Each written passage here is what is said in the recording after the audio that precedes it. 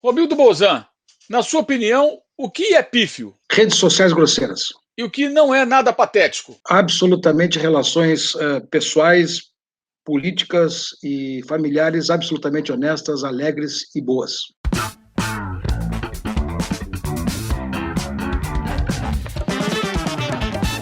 Esse é o Dividida no All Sport. O entrevistado da vez é o presidente do Grêmio, Romildo Bolzan. Presidente, obrigado por nos conceder a entrevista, né? Quero começar perguntando ao senhor sobre Renato, que saiu, e o Thiago Nunes, que o senhor apresentou agora nos últimos dias à torcida gremista. Por que Thiago Nunes no comando técnico do Grêmio? Olha, o Thiago Nunes, em primeiro lugar, é bom que se diga, né? É um treinador que já trabalhou aqui nas categorias de base. É um treinador que vem da escola gaúcha de fazer futebol. É um treinador que está acostumado aos ambientes próprios e culturalmente muito vinculado. Conhece o futebol brasileiro, conhece principalmente o futebol do Grêmio e conhece as circunstâncias como o Grêmio joga, culturalmente como ele está adaptado. E também porque, na evolução que teve dois títulos extremamente relevantes e importantes, que foi a Copa do Brasil e que foi também a Copa Sul-Americana. E disputou uma final de Campeonato Paulista pelo Corinthians. São experiências diferentes, mas revelaram nele um profissional extremamente dedicado, estudioso, trabalhador com jovens, culturalmente muito bem preparado, uma pessoa, um cidadão muito bem posicionado e com uma grande capacidade de trabalho. Quem tem isso e tem a visão de futebol como ele tem e se preparou para isso, merece uma oportunidade no Grêmio, e o Grêmio entende que ele tem todas as condições de fazer aqui exatamente o que fez nos outros clubes. Presidente, quando o Thiago Nunes saiu do Atlético e foi para o Corinthians, né, a ideia do Corinthians era mudar o modelo de jogo, né, e o Thiago teria que capitanear essa mudança. As coisas acabaram não correndo tão bem, ele deixou o clube. A chegada do Thiago ao Grêmio significa uma mudança no modelo de jogo ou uma sequência dentro daquela proposta que já vinha em desenvolvimento há um bom tempo com o Renato? Eu acho que significa uma sequência, porque, na verdade, o nível de aquilo que praticamente o Renato fazia, e eu acho que o Thiago pode adaptar com as características dos jogadores que tem, com os jogadores que vão chegar da base, que estão chegando muitos, e principalmente com os jogadores que podem vir, ele pode manter essa sistematização de jogo, que é a sistematização dele: futebol intenso, futebol forte, futebol de posse, futebol viril não, futebol agressivo, futebol de intensidade, e principalmente um futebol para frente, um futebol ofensivo. Creio que essas características que ele sempre demonstrou aonde jogou, ele pode reproduzir exatamente aqui, que já era exatamente um perfil muito próximo daquilo que os treinadores antigos do Grêmio fizeram, tanto o Roger e principalmente o Renato. A prioridade agora, então, passa a ser a base, né, em relação a contratações. Me parece que é isso. Não, sempre foi a base. O Grêmio sempre teve uma enorme ascensão de jovens no time. Eu quero lembrar aqui que os grandes times vencedores do Grêmio sempre foram times que tiveram grandes jogadores oriundos das categorias de base. De 15 para cá, 16, podemos levantar o nome de vários. Quer dizer, estava aí o Arthur, o Luan, o Everton, o Wallace, o Pedro Rocha, né? Todos os jogadores formados aqui. Agora tem o Matheus, tem o Jean-Pierre, tem o PP, tem o Wanderson, que é um goleiro que está chegando, um lateral que está chegando agora, o próprio Breno, que é um goleiro que está se consolidando agora, e outros jogadores muito próximos de chegarem também, é o Ferreira. Quer dizer, o Grêmio sempre teve uma enorme profusão de jogadores oriundos da categoria de base. E para nós, a cultura de mesclar jogadores novos, jogadores formados, e também a cultura de colocar jogadores mais experientes, sempre aqui no Grêmio foi uma receita de sucesso, e eu acho que a gente deve permanecer com ela. O Grêmio pensou em algum técnico estrangeiro antes da escolha do Thiago ou só trabalhou com a ideia de contratar um técnico brasileiro? Só brasileiro, porque nós não temos tempo para muita coisa, tem que ter um treinador que tivesse vínculos conosco, e principalmente vínculos e muito próximos do futebol brasileiro e já com experiências recentes. Para nós sempre foi o objeto da contratação, foi um técnico brasileiro. Nunca passou por nós, nas nossas avaliações, um técnico estrangeiro. O senhor tinha sinalizado mais atrás que a ideia para essa temporada era contratar menos, priorizar jogadores jovens, né? Tanto que o Renato queria o Rafinha, aí o senhor inicialmente parecia não interessado em contar com o jogador, talvez até pela idade, o jogador mais veterano, e no final acabou que o senhor concordou com a contratação do atleta.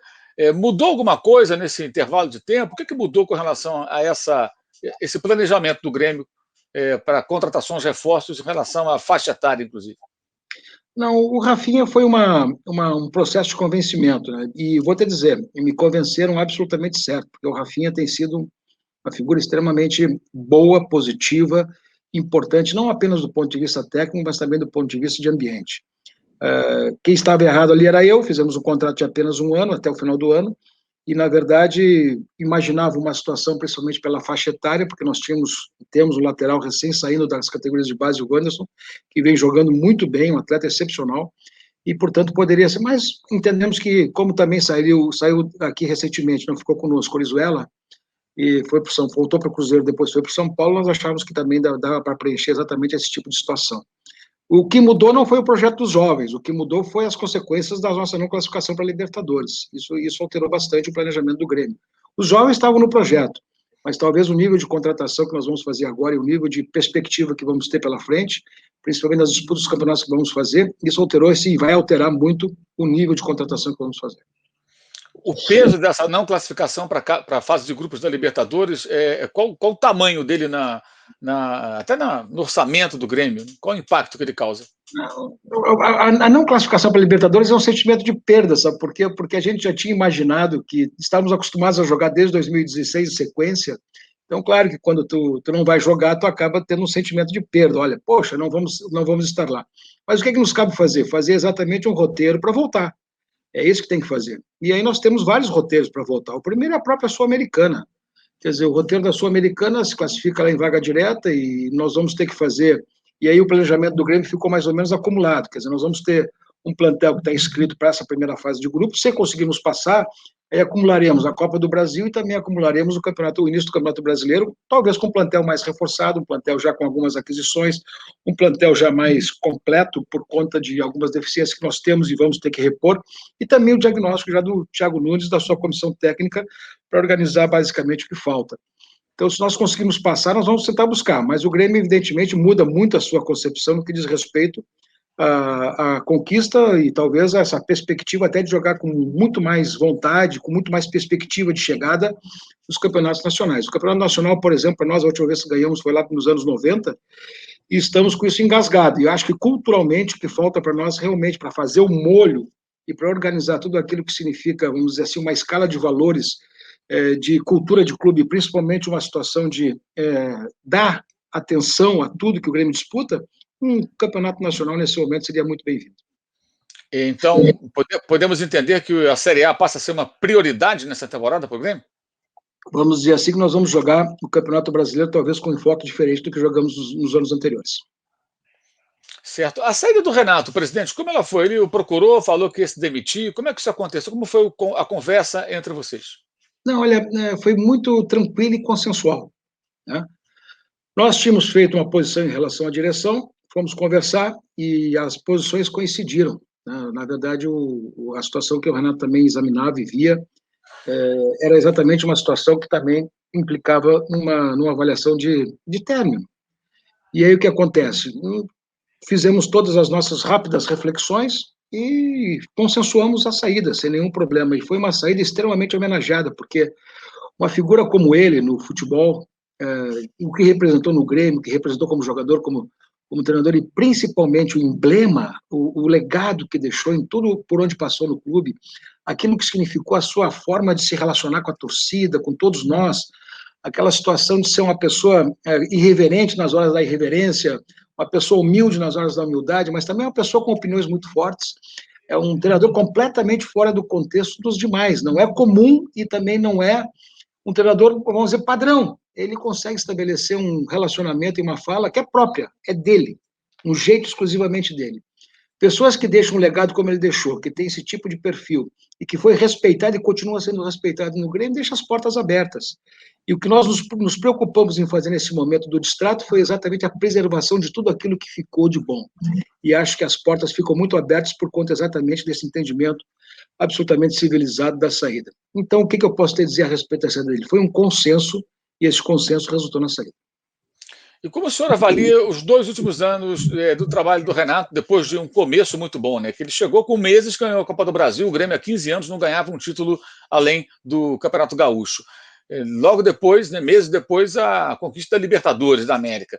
Mas nos últimos anos o Grêmio só ganhou o estadual, o Grêmio não conseguiu outras conquistas. E houve uma mudança até na forma de jogar, acho que especialmente nesse último ano, né? Como é que o senhor avalia a passagem do Renato e essas duas fases? Uma fase inicial espetacular e uma fase final talvez não tão boa assim.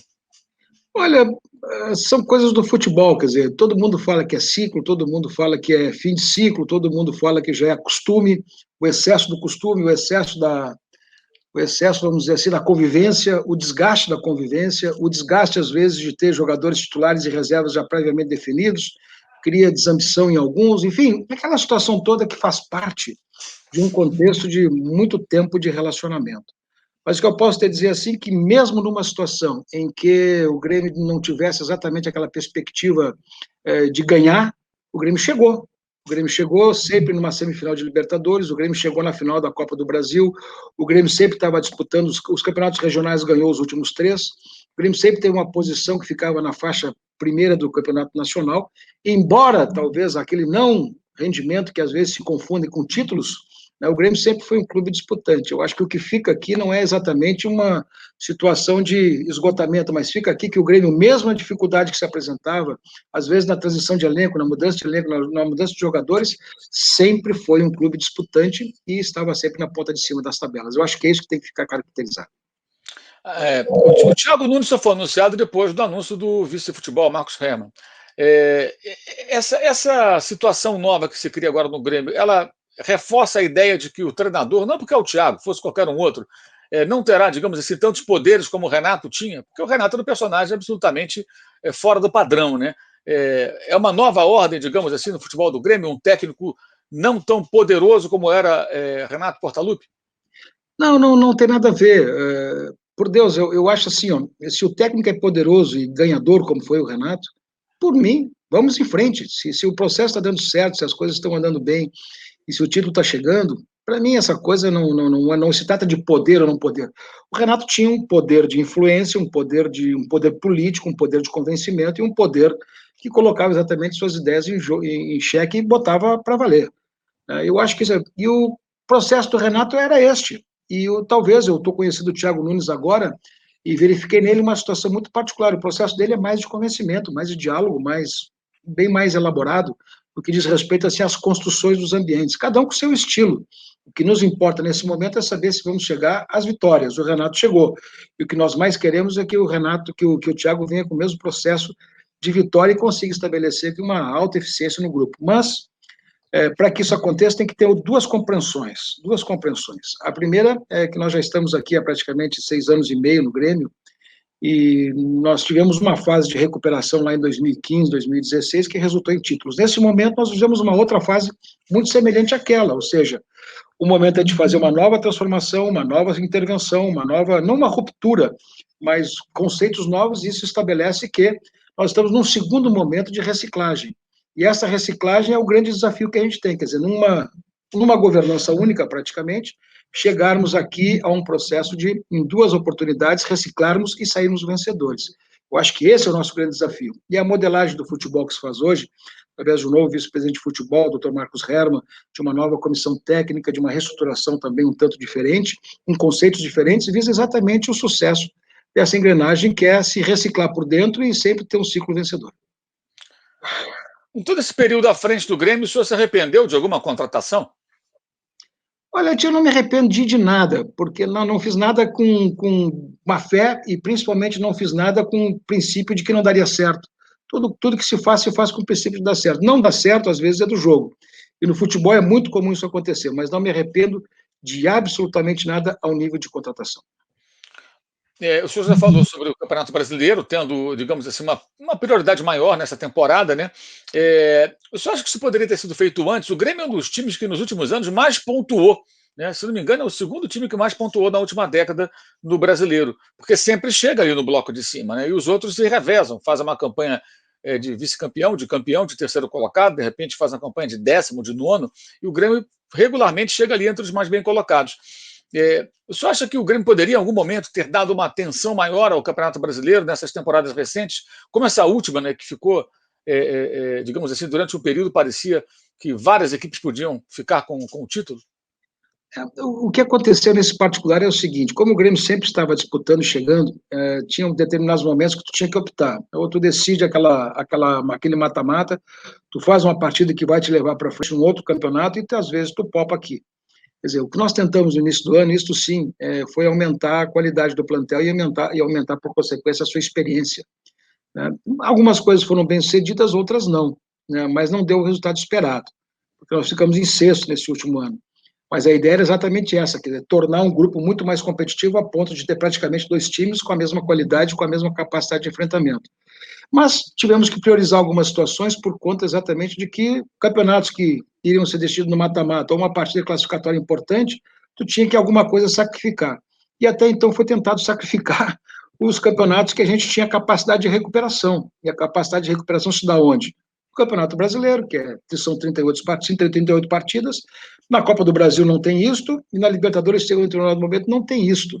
Mas eu acho que a gente vai conseguir agora, com uma certa racionalidade, organizar um pouquinho mais isso, né, e tentar fazer um preparo melhor em todos os sentidos, tanto de elenco, tem muitos garotos novos que podem talvez enfrentar com um pouquinho mais de capacidade orgânica uma, uma correria de jogos aí, uma sequência bastante forte, mas eu acho que o Grêmio está se preparando por conta exatamente desse rejuvenescimento do plantel de uma maneira muito forte e com a qualidade dos mais experientes, organizar um plantel que possa ser perene e jogar praticamente quase todas as partidas.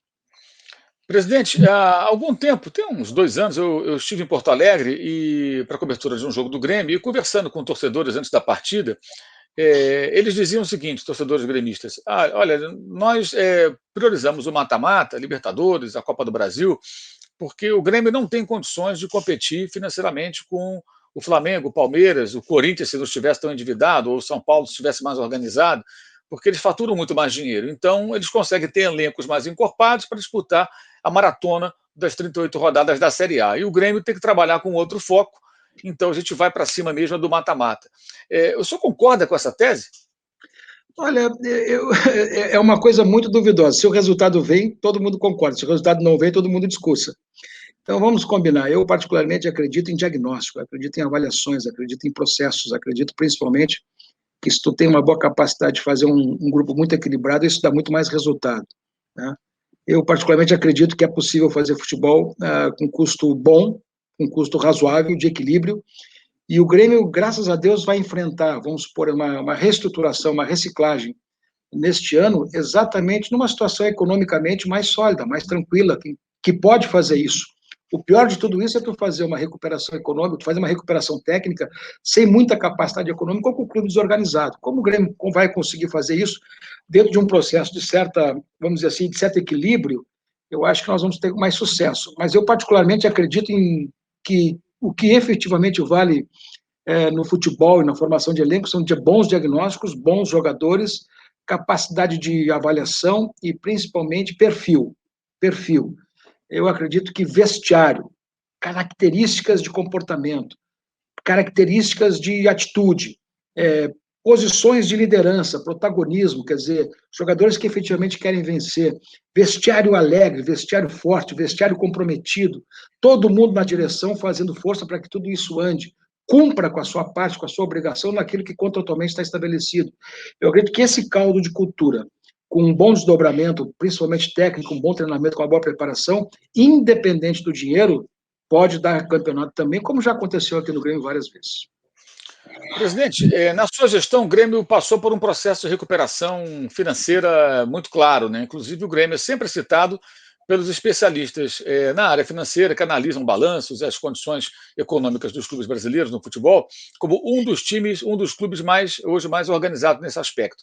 Queria que o senhor falasse como foi todo esse processo de reestruturação administrativa e financeira do Grêmio, sem um mecenas, sem um super mega patrocinador, enfim, sem cotas extraordinárias de televisão, porque a gente pega o caso do Palmeiras. O Palmeiras teve uma ajuda do Paulo Nobre muito importante. O caso do Flamengo. O Flamengo tem uma receita de televisão bem superior à maioria dos clubes, exceto o Corinthians.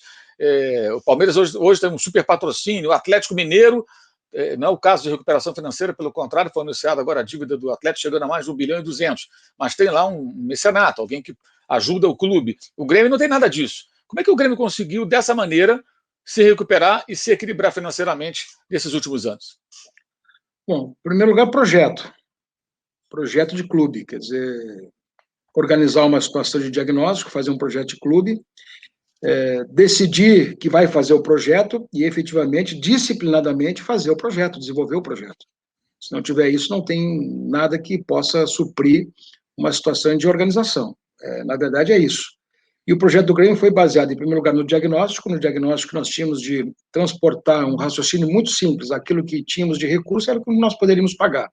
Então, a primeira coisa é colocar as coisas em dia, organizar a casa em dia, ter projeto de base, ter projeto de formação, fazer ativos. Desses ativos, tu pode trazer, não para vender, mas tu tem ativos para ter ganhos desportivos e depois, então, fazer o resultado econômico financeiro para nós e para o próprio jogador. Mas criar um ambiente que tu pudesse botar tudo isto num diagnóstico de contratações que eram pontuais e importantes, botar jogadores com essa característica de que disse, ajustar salários e contratos que tu possa cumprir dentro do mês, e depois organizar todo um plano de reequacionamento da sua dívida, organizar tudo isso, organizar os controles do clube, organizar a questão da sistematização dos contratos, a questão da organização dos pagamentos, a questão dos almoxarifados, a questão das logísticas, a questão que diz respeito a toda a despesa, o contexto de despesa que tem que ser controlada e que tem que ser absolutamente feita de acordo com a possibilidade de pagamento, e disciplinadamente fazer isso. O que o Grêmio fez foi isso, não tem nenhum mistério, não tem absolutamente nada de novo. Basta desejar e querer fazer uma gestão controlada que permita ter exatamente a capacidade de pagar e a capacidade de diagnóstico.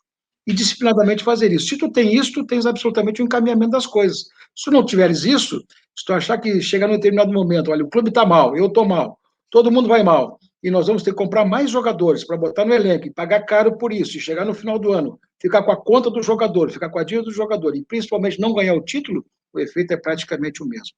Então, persistência também num projeto que tu tenha certeza e convicção que ele vai chegar num ponto de equilíbrio, acho que é fundamental. O que o Grêmio fez foi exatamente isso, não fazer aventuras, não criar falsas expectativas e principalmente fazer o que podia cumprir e principalmente de uma maneira muito disciplinada organizar suas contas sem tangiversar, sem exagerar e principalmente sem criar a tentação de que no momento ruim tu estás disposto a fazer qualquer negócio para sair dele, porque essa receita nunca foi receita de sucesso.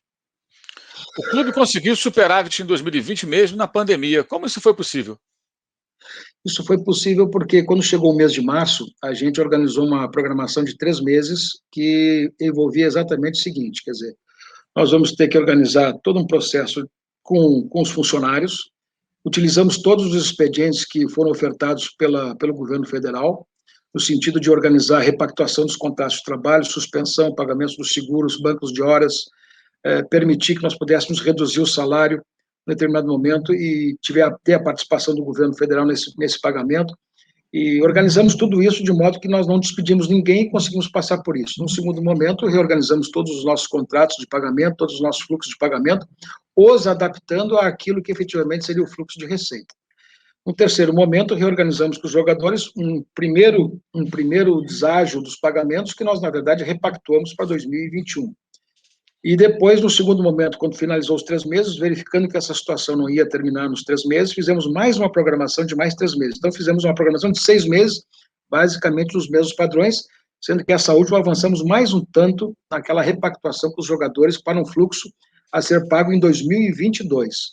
E com isso conseguimos estabelecer uma venda de jogador, uma situação de receita que não estava prevista, que foi a venda do Everton, e isso nos organizou e nos deu equilíbrio para enfrentar todo esse momento. Quer dizer, então o Grêmio, disciplinadamente, como sempre, de uma maneira disciplinada, organizou todo o seu projeto de passar por isso e conseguiu, tendo receitas de venda de jogadores, organizar um fluxo absolutamente superavitário para 2020. E qual a projeção que o Grêmio faz para os próximos anos em termos de faturamento, investimento, crescimento na gestão, na parte financeira? O critério que o Grêmio usa para fazer a formatação das suas receitas, o seu orçamento, é um critério realista. No seguinte sentido, quer dizer, se nós vamos jogar, por exemplo, apenas as oitavas de final da Copa do Brasil, o que nós contamos no nosso orçamento é com o recurso das oitavas de final da Copa do Brasil. Se nós vamos disputar a fase de grupos da Libertadores, o que nós contamos no nosso orçamento é exclusivamente com os recursos oriundos da fase de grupos da Libertadores. Como agora nós vamos disputar a fase de grupos da Sul-Americana, nós estamos contando orçamentariamente apenas com este recurso. Nós nunca estamos avançando na perspectiva de desejar uma receita que pode não acontecer, para que faça depois uma suplementação sem o lastro financeiro devido ou sustentável para aquela receita. Então, isso gera exatamente o déficit e aquilo que a despesa sem lastro. Então, o Grêmio procura sempre fazer isto, e o Grêmio projeta este ano, mais uma vez, para 2021, um equilíbrio, por conta exatamente dessa disciplina orçamentária que vamos ter e estamos tendo. O equilíbrio para nós é fundamental chegando a 21. E este ano terá um fato bastante diferente. Nós já encaminhamos de uma maneira muito importante, foi encaminhado de uma maneira muito importante o primeiro fato que vai permitir a compra da operação antecipada do estádio, que agora saiu uma audiência, foi feita toda a estruturação do negócio, e nós temos até outubro para finalizar essa operação, e, portanto, o Grêmio possivelmente entrará numa situação de financiamento bancário, já que nós não temos praticamente nenhuma dívida bancária estabelecida.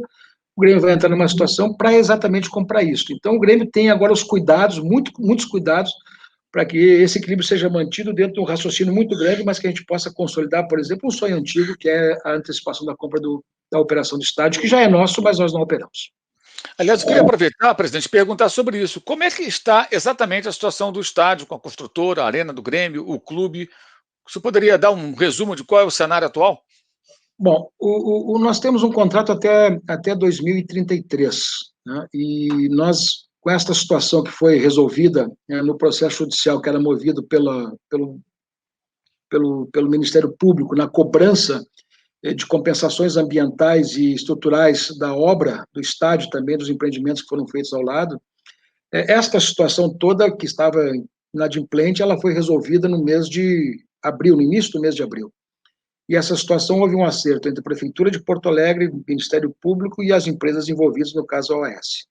Isso, de certa forma, destravou a possibilidade de fazer a compra da operação do estádio, porque todo o recurso que será objeto da execução dessas obras será exatamente o fluxo do recurso que o Grêmio dará para comprar a antecipação da operação. Nesse momento, o estádio é gerido pela Arena Porto Alegrense, que é uma empresa que é gerida, embora o Grêmio tenha assento no Conselho de Administração, pela OAS. Então, isto, se tudo acontecer positivamente, em outubro, e esse prazo é até o dia 7 de outubro, o Grêmio liquida essa situação, compra essa operação e vamos passar a gerir 100% o estádio de acordo com aquilo que entendemos como devemos fazer no que diz respeito à visão do clube, exclusivamente na visão do clube. Então, o que está hoje é basicamente isso, e eu creio que nós andamos praticamente 80% de todo esse processo para fazer essa conclusão dessa negociação. E isso pode gerar novas receitas para o Grêmio, por exemplo, bilheteria, quando evidentemente a torcida puder voltar e alavancar sócio-torcedor, de que maneira isso pode trazer para o Grêmio benefícios no curto prazo? Bom, tu sabe que o Grêmio não tem receitas de bilheteria, porque a receita de bilheteria toda ela é da Arena Porto Alegrense. O Grêmio trabalha exatamente toda a sua receita, vamos dizer, no quadro social. E o quadro social, por conta exatamente da impossibilidade de frequência no estádio, ele vem decaindo, quer dizer, nós já estamos praticamente já estamos perdendo 2 milhões mensais daquilo que foi a nossa receita do ano passado e do ano retrasado. É uma coisa muito significativa, e por isso que as nossas cautelas são maiores nesse sentido. Se o Grêmio comprar a Arena, nós temos algumas situações que são importantíssimas. Em primeiro lugar, claro que vamos ter que modificar muito o sistema de acesso ao estádio. Ao sócio, nós vamos permitir duas situações: comprar mais, fazer mais planos associativos, de modo que ele possa ingressar no estádio de acordo com esse plano associativo, mas também instituir o check-in e o check-out. Nossa ideia é vender 100% do estádio, observar e obter no quadro social praticamente uma arrecadação de 10 a 12 milhões mensais. Hoje nós já tivemos 6, hoje estamos na faixa de 4.200 aproximadamente, 4 milhões e 300 por conta da pandemia, mas nosso objeto é chegar a 10 milhões, 12 milhões por mês nos novos planos de sócios, e depois distribuir o check-in e o check-out, de modo que o sócio que não vá possa permitir a venda do bilhete, possa permitir a venda do ingresso, e organizar por conta disso um nível de arrecadação, pelo menos, que dobre essa nossa capacidade de arrecadação do quadro social. Segundo, o aproveitamento pleno de tudo aquilo que significa a estrutura. Hoje, o estádio em si, ele é bem subaproveitado, ele não tem locações, não tem eventos, não tem situações outras, a não ser praticamente a partida. E eu acho que com a gestão do Grêmio, o Grêmio pode estabelecer melhor esse nível de locações, esse nível de negócio, esse nível de percepção das pessoas de que podem ir para lá independente do jogo de futebol, e acho que o Grêmio tem essa capacidade de fazer, e o plano de negócio que nós estamos montando visa exatamente isso.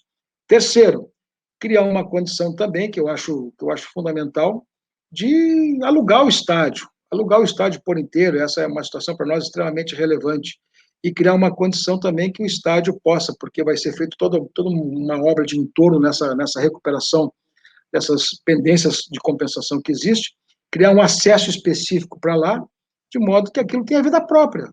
Quer dizer, isso não tem outra forma de fazer.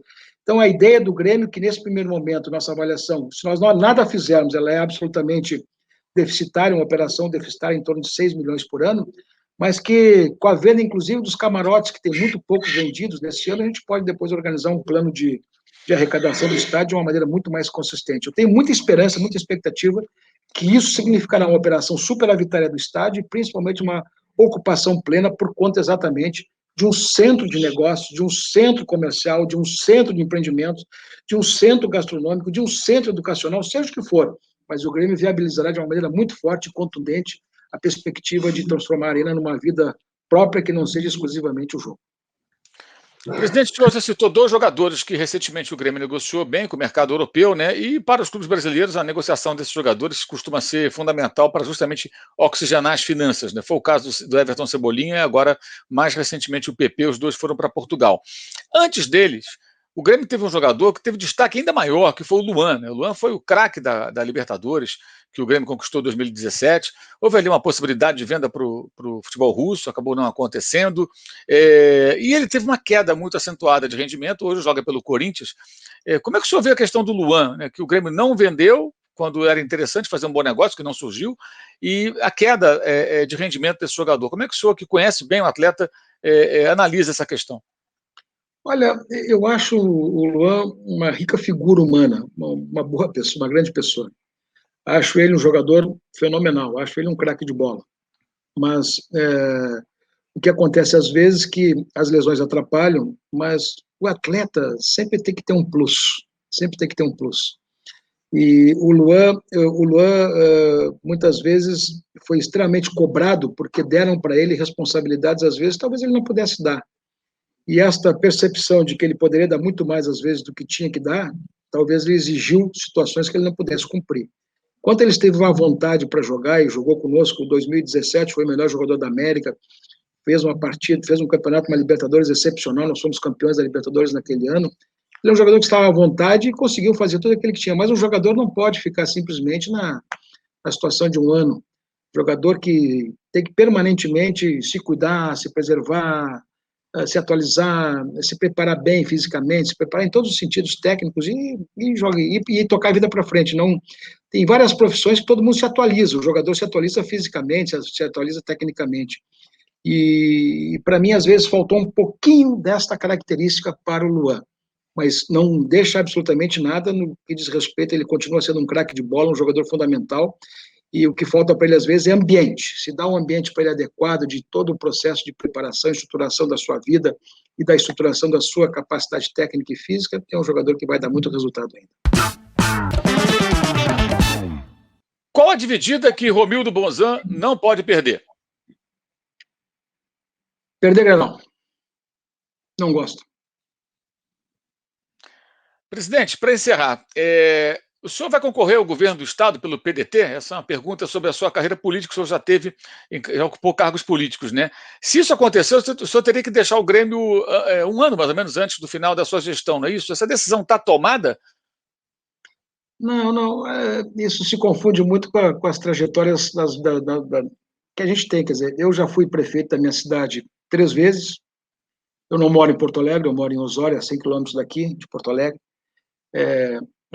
exerci a presidência do meu partido por aproximadamente quase 8 anos, sou filho de uma família aqui no Rio Grande do Sul, o trabalhismo é uma situação muito forte, é uma cultura política, é berço do trabalhismo, é o Getúlio, é o Jango, é o Brizola, enfim, são ambientes políticos que se formaram aqui. Meu pai era, e me repassou todo esse legado também, e a gente teve essa visão, essa vida política, né? O que eu vou te dizer sobre isso? De uma maneira muito resumida, enquanto eu estiver no Grêmio, não tem absolutamente candidatura nenhuma. Não entendo que estar no Grêmio possa ser objeto de trampolim político. Não gosto disso, não farei isso. e a cultura que eu tenho pelo Grêmio é uma cultura de servir absolutamente ao clube, e não gosto que isso seja objeto de uma consequência ou outra. Isso, claro, saindo daqui pode até haver, mas nesse momento não me passa nenhuma situação embora seja sondado, embora seja demandado, embora seja convidado e até mesmo instado para isso, eu não alimento absolutamente nada nesse sentido enquanto estiver no Grêmio. Ou seja, o senhor vai até o final do seu mandato. Termina em dezembro de 22. Certo. Para finalizar, presidente, eu queria fazer uma pergunta envolvendo o grande rival do Grêmio. Na realidade, o Grêmio Internacional, que para muita gente, para mim, inclusive, é a maior do Brasil, ela tem uma situação que é muito curiosa, né? Um influencia muito o outro, né? A fase boa de um, às vezes, puxa o outro. É sempre um confronto muito direto.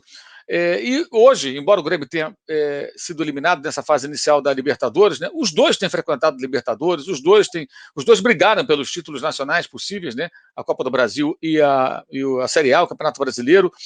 Como é que o senhor vê esse momento do futebol gaúcho em função da dupla Grenal? Né? Os dois clubes vivem um momento, como o senhor avaliaria e qual a possibilidade, qual é a perspectiva para os dois dentro do cenário nacional, no momento que o futebol gaúcho tem sido muito competitivo nas últimas temporadas? Eu vejo muito bem, eu vejo muito bem. Eu vou até dizer mais, assim, é uma coisa impressionante como um estado que tem praticamente uma dualidade de dois clubes, e tem uma situação muito interessante, porque Grêmio e Internacional disputam praticamente as mesmas torcidas. O nosso estado, embora o Rio Grande do Sul tenha sido um estado que gerou muitos migrantes, quer dizer, o Rio Grande do Sul praticamente colonizou o oeste de Santa Catarina, o oeste do Paraná, Mato Grosso, gente para o norte, para o nordeste. Tu encontra gaúchos espalhados em todos os pontos do país aí por conta da colonização e por conta da imigração, a busca de novas alternativas. Então, o Grêmio Internacional, fora do Rio Grande do Sul, também hoje são clubes nacionais, muito a ver exatamente com a imigração que saiu daqui. Mas, basicamente, aqui, então, eles disputam praticamente o mesmo público, disputam os mesmos patrocinadores, disputam os mesmos recursos, têm sedes na mesma cidade e disputam praticamente quase tudo que demanda a disputa do futebol no Rio Grande do Sul. Por isso que eu acho que Grêmio Internacional são exceções muito importantes num cenário que economicamente não é o mais forte para o futebol. Então, o que o Grêmio Internacional fazem aqui é absolutamente meritório, é absolutamente consistente, é muito forte, um exemplo para o país, porque os dois clubes, embora todas essas situações que têm a incapacidade de ser o mesmo poder econômico de São Paulo, o mesmo poder econômico do Rio de Janeiro, talvez até de Minas Gerais, mas o Grêmio Internacional se mantém muito vivo no cenário do futebol brasileiro. E isso, para mim, sinceramente, para os gaúchos e para mim, como presidente do Grêmio, é um orgulho ter dois clubes com a mesma capacidade de atuar e ser protagonistas do futebol. Presidente Romildo Bozan, muito obrigado pela entrevista, por conversar conosco no Dividida do All Sport. Muito sucesso para o Grêmio nessa temporada. E importante a sua declaração, né? Diante de muitas especulações, o presidente garante que vai até o final do mandato 2022, ou seja, a política não deverá tirar Romildo Bozan da presidência do Grêmio antes do tempo, ou seja, antes do final do seu mandato. Presidente, muito obrigado mais uma vez, um grande abraço e a você que acompanhou o Dividida no All Sport. Até a próxima e saudações. Obrigado, Mauro.